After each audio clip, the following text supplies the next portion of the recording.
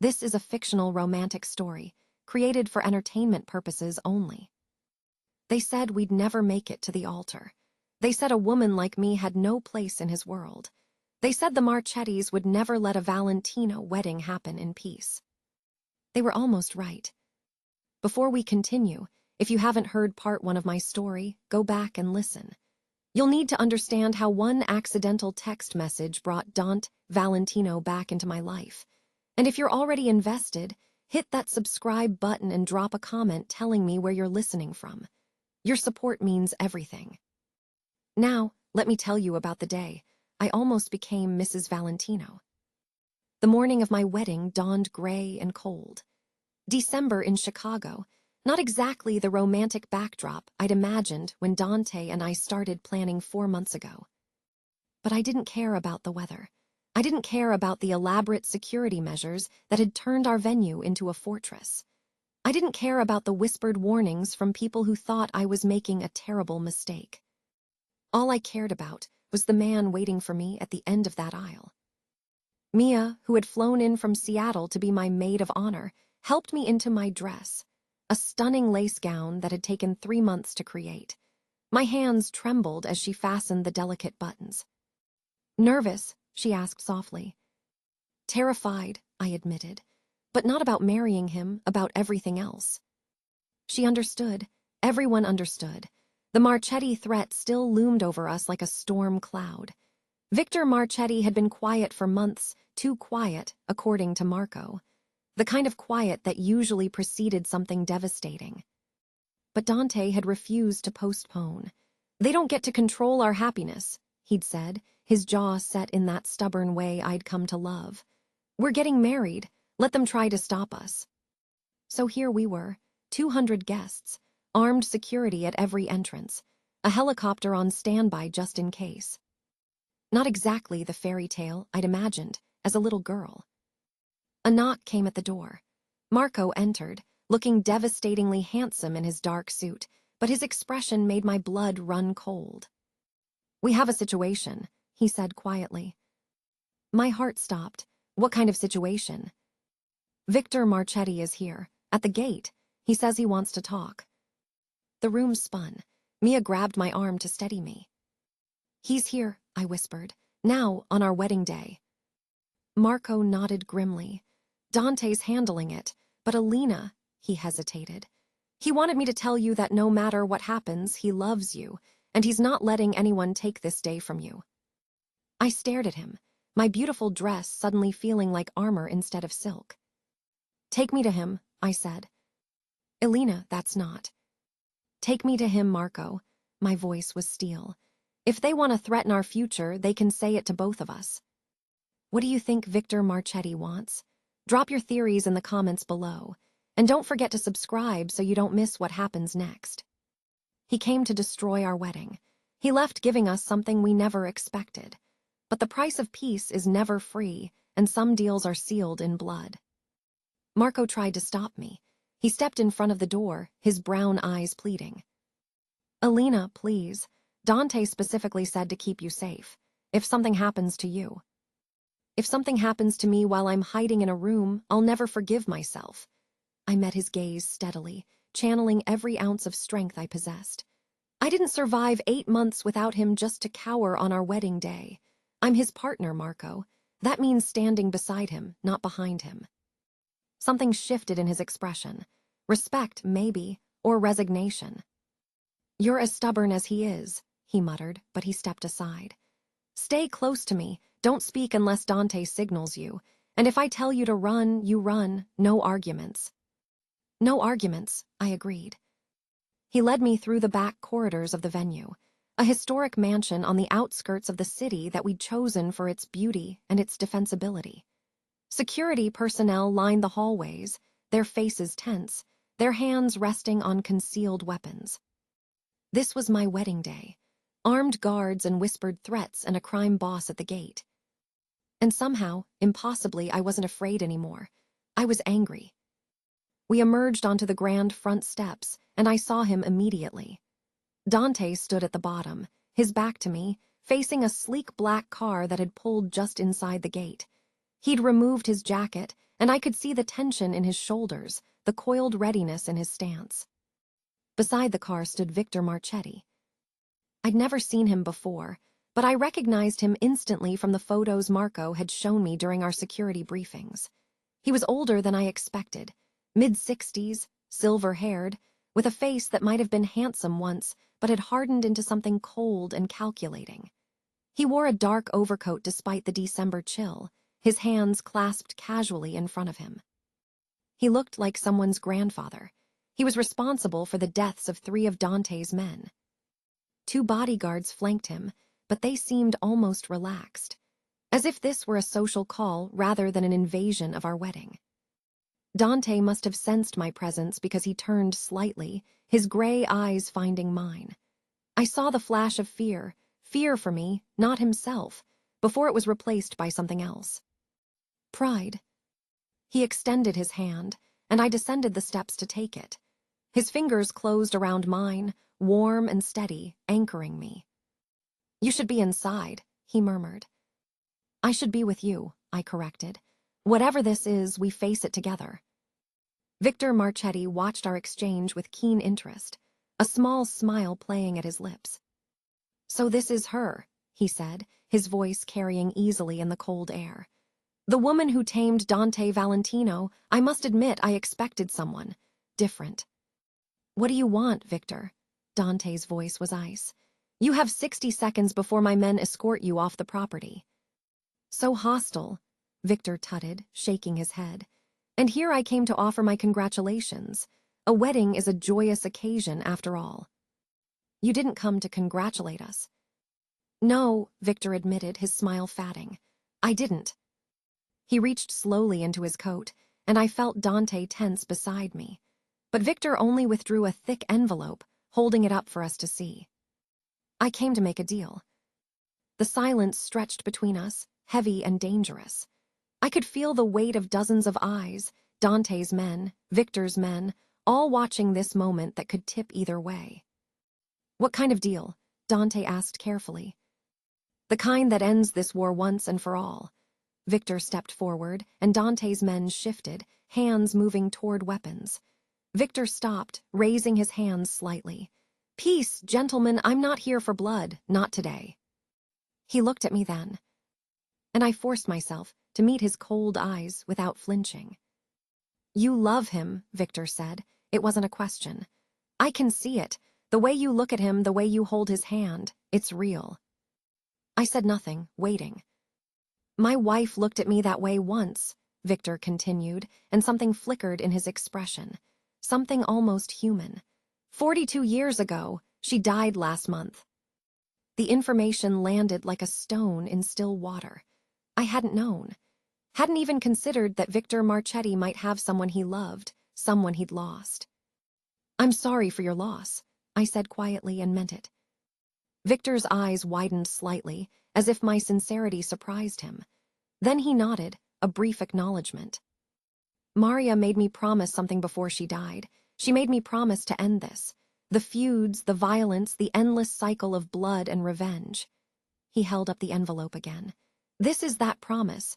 A formal truce, territory agreements, business arrangements, everything we need to coexist without killing each other." Dante's hand tightened on mine. "And what's the catch?" "No catch, just terms." Victor extended the envelope toward us. "Read it. Have your lawyers examine every word. You'll find it fair." "Why now?" Dante demanded. "Why come to our wedding of all days?" Victor's gaze drifted to me again. "Because today you understand what I've lost. Today you're standing beside the woman you love, promising forever. You understand what it means to have someone worth protecting." His voice hardened. "I spent 40 years in this life, Dante. I built an empire. I crushed my enemies. I won every battle. And in the end, I held my wife's hand while she died, and she asked me what any of it was for." The raw pain in his voice was unmistakable. This wasn't a trick. This was a man confronting his own mortality, his own regrets. "She asked me if I wanted our grandchildren to inherit this war," Victor continued.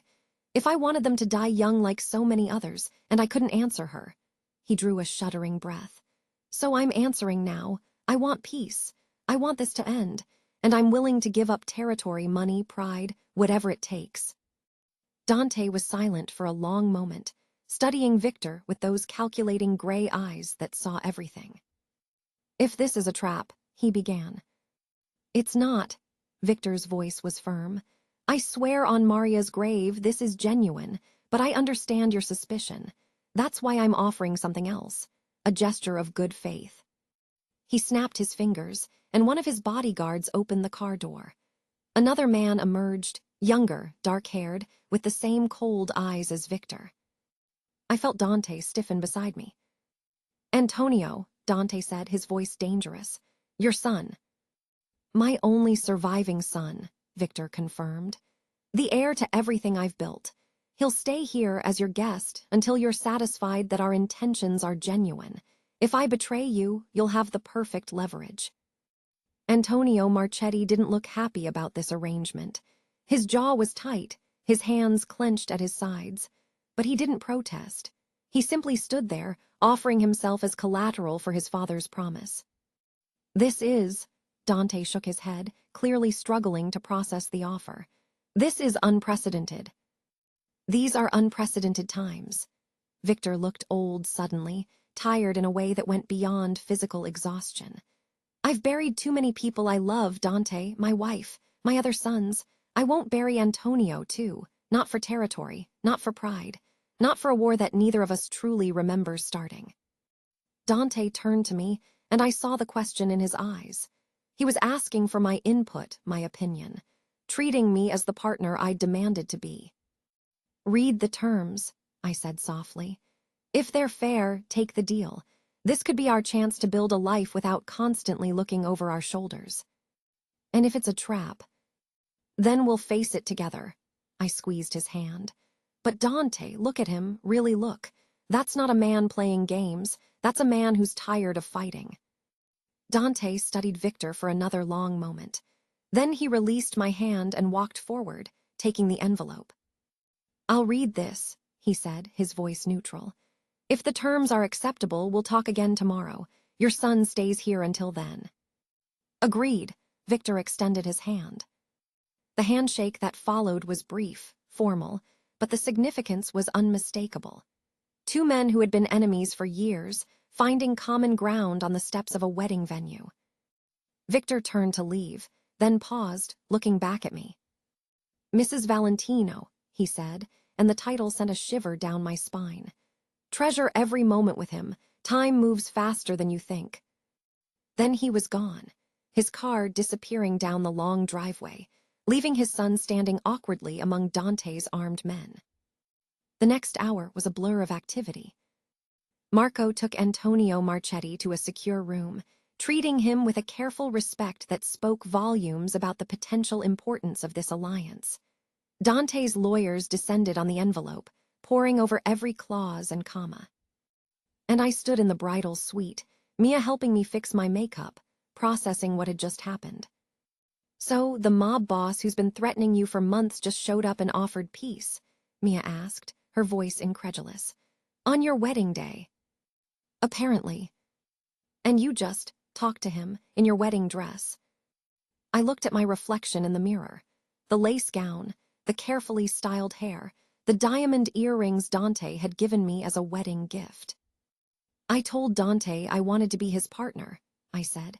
"Partners don't hide when things get difficult." Mia shook her head, but she was smiling. "You're insane, you know that, right?" "Probably." A knock at the door interrupted us. Marco entered, his expression lighter than I'd seen it in weeks. "The lawyers reviewed the terms," he said. "They're legitimate, more than legitimate. Victor's offering significant concessions. Territory, business arrangements, formal agreements about neutrality. It's everything we would have asked for and more."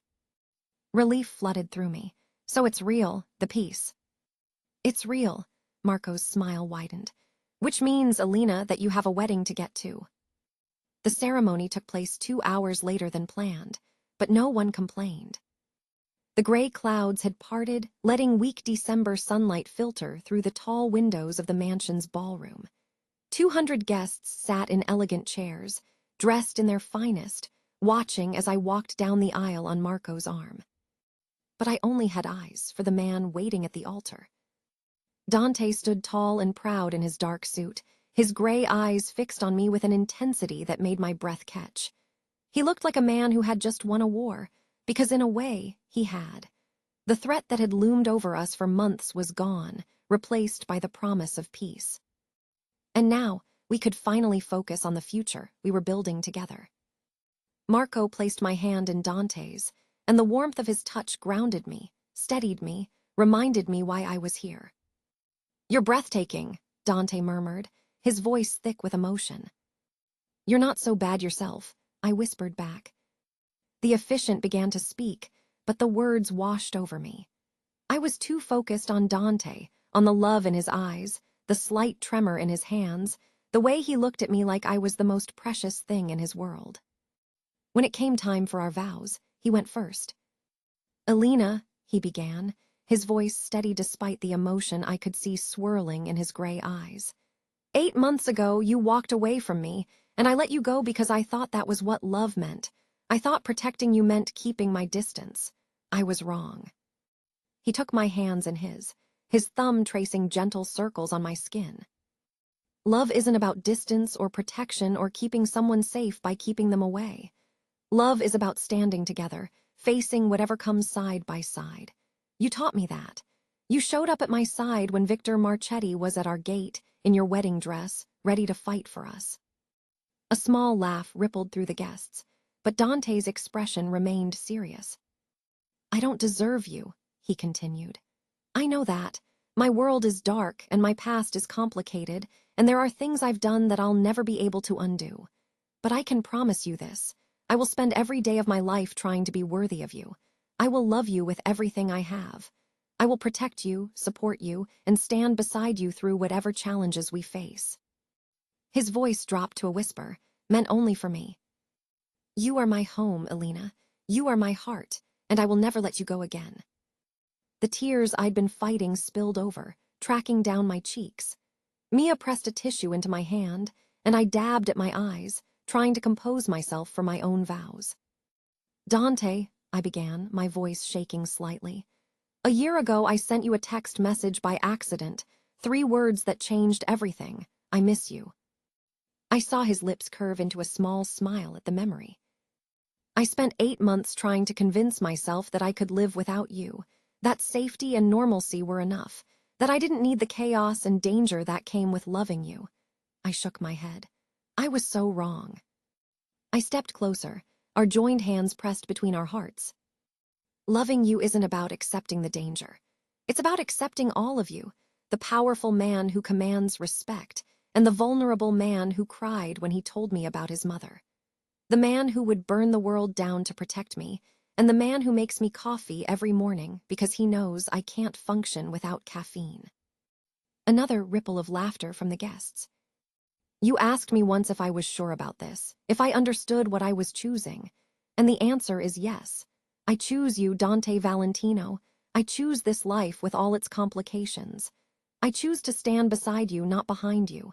I choose to be your partner in everything, the good, the bad, and the terrifying." I reached up to cup his face, feeling the warmth of his skin beneath my palm. "You are worth every risk. You are worth every fear. And I will spend the rest of my life proving that you deserve to be loved, completely, unconditionally, without reservation." Dante's eyes were suspiciously bright as he leaned into my touch. The officiant cleared his throat. "The rings, please."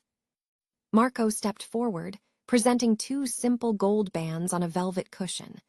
Dante took mine first, sliding it onto my finger with trembling hands. "With this ring I thee wed," he said, his voice rough. I took his ring, feeling the weight of it, the significance of this moment. "With this ring I thee wed," I repeated, sliding it onto his finger.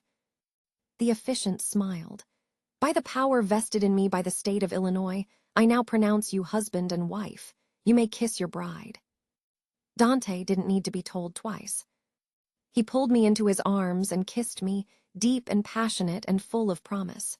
The guests erupted into applause, but I barely heard them. All I could feel was his arms around me, his lips on mine, his heart beating steady against my chest. When we finally broke apart, he pressed his forehead to mine in that gesture that had become uniquely ours. "Mrs. Valentino," he murmured. "Mr. Valentino," I whispered back. His smile was radiant, transforming his usually serious face into something almost boyish. "Let's go start our forever." The reception was everything I'd dreamed, and more. The ballroom had been transformed into a winter wonderland. White flowers, crystal chandeliers, candlelight dancing across every surface. A live band played soft jazz as guests mingled, congratulating us, raising glasses in our honor. Dante kept me close all night, his hand never leaving mine or my waist.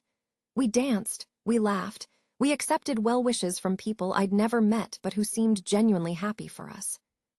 And through it all, I kept catching glimpses of Antonio Marchetti, seated at a corner table with two of Marco's men.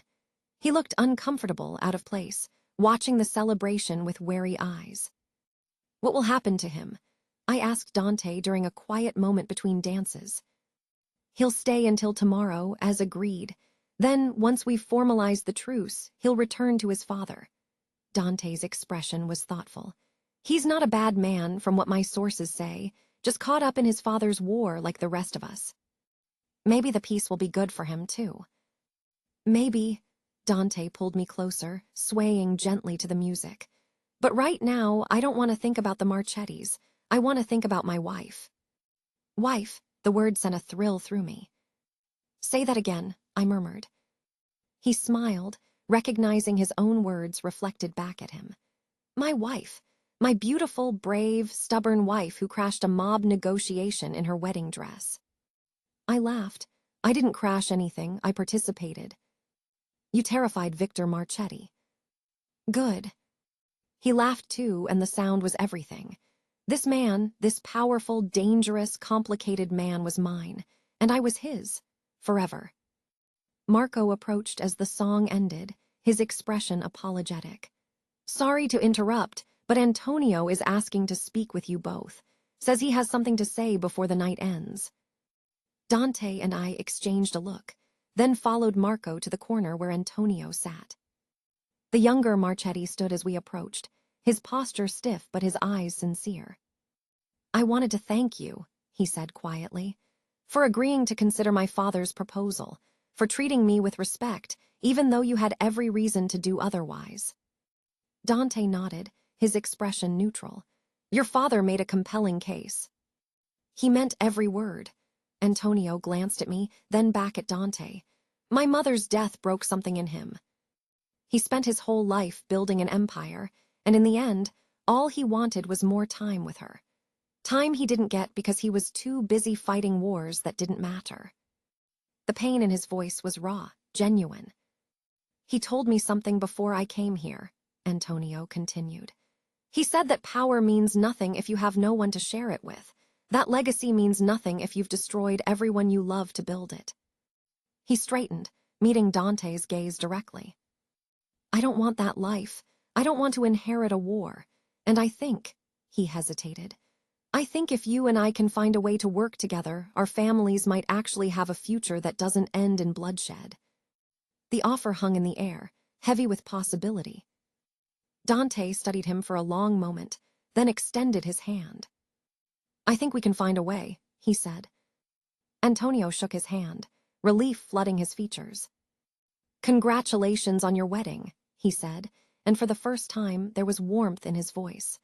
"I hope you have many happy years together." As he returned to his seat, Dante wrapped his arm around my waist, pulling me close. "That was unexpected," I murmured. "It was," he agreed. "But maybe that's what hope looks like. Unexpected, impossible, worth believing in anyway." I looked up at him, seeing the future in his gray eyes. "Speaking of unexpected and impossible," I said, "I have something to tell you." His brow furrowed. "What?" I took his hand and pressed it against my stomach, watching his expression shift from confusion to shock to overwhelming joy. "Elena," he breathed, "are you?" 8 weeks, I confirmed, tears pricking my eyes. "I found out yesterday but wanted to wait until after the ceremony to tell you." His hand trembled against my stomach. A baby. We're having a baby. We're having a baby. The kiss he gave me was different from all the others. Gentle, reverent, full of awe. When he pulled back, his eyes were wet. You're giving me everything, he said, his voice breaking. A family, a future, I can't.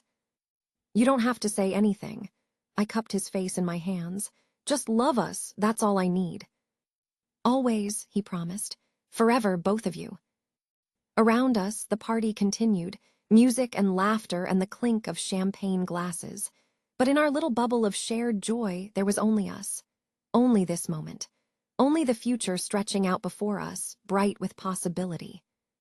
And that's where our story ends, for now. A year ago, I was a woman who'd walked away from love because I was afraid of the shadows that came with it. I thought I was choosing safety. I thought I was protecting myself. Instead, I was just lonely. Then I sent a text to the wrong person, 3 words that changed everything, and the most dangerous man in Chicago showed up at my door, soaking wet, asking me to say it again. I miss you. 3 words that brought him back to me. 3 words that started the chain of events leading to this moment, married, pregnant, at peace for the first time in years. Was it worth the risk? Was loving Dante Valentino worth the danger, the fear, the nights spent wondering if today would be the day something terrible happened? Yes, 1,000 times yes. Because love isn't about finding someone safe. It's about finding someone worth the risk. Someone who makes you feel alive, who pushes you to be braver than you ever thought you could be, who stands beside you when the world is crashing down around you. Dante is that person for me, and I like to think I'm that person for him. So if you're out there, listening to this story, wondering if you should take a chance on someone who scares you a little, do it. Reach out, send the message, open the door. You never know what 3 little words might change. Thank you for being part of this journey with me. Thank you for listening, for commenting, for sharing, for caring about a love story between a woman who sent the wrong text and the mafia boss who never stopped loving her. If this story touched you, hit that subscribe button. Share it with someone who needs to believe in second chances. Drop a comment telling me your thoughts. What would you have done in my place? Would you have opened the door? My name is Alina Valentina, and this is how an accidental text message led me to the love of my life. Some mistakes are meant to be made. Some risks are meant to be taken. And some love stories are worth telling, even when they start with 3 little words sent to the wrong person. Especially then. The end. Thank you for following Alina and Dante's complete journey. If you loved this story, subscribe for more romance stories that will make your heart race and remind you that love is always worth the risk.